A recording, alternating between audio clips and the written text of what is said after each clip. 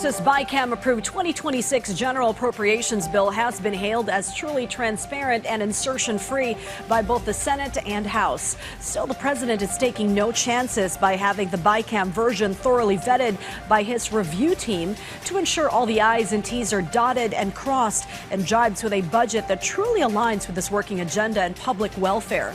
Our Kenneth Paciente on Congress's working calendars adjusted to next Monday for the formal ratification of the 2026 nation budget before the new year.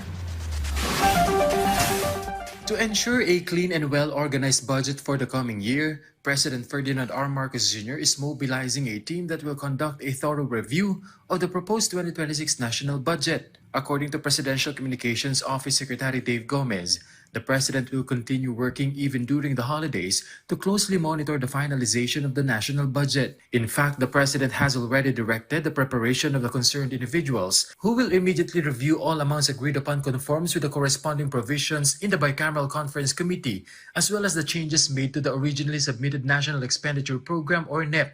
The Secretary said this detailed scrutiny of the proposed budget will ensure that public funds are used properly and effectively and will achieve societal goals that all Filipinos can feel, in line with the President's statements in his last State of the Nation address. However, the PCO has not yet disclosed the composition of the group to conduct the review. The palace earlier said the Department of Budget and Management will work with the President in examining the proposed budget. Kung may kinakailangan pong tawagin ang Pangulo na mga cabinet secretaries para po mas malinaw, ipapatawag po kung sino man po ang kinakailangan na namumuno sa isang related agencies. The ratification and transmittal of the enrolled version of the General Appropriations Bill is expected on December 29. This means the President will have only 2 days to review the proposed budget before signing it into law before the end of the year. However, the palace earlier vowed that the President will make sure no questionable insertions slip into the national budget and that it aligns with the needs of the Filipino people.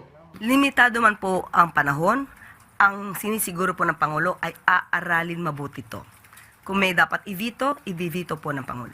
The Senate session has also been extended until December 29, 2025 to provide sufficient time for the ratification of the proposed 2026 national budget. This will give senators adequate time to carefully review the Bicameral Conference Committee report and ensure it faithfully reflects the agreements reached by the Senate and the House of Representatives during their bicameral deliberations. To recall, the President described having a good budget for the coming year as his Christmas wish.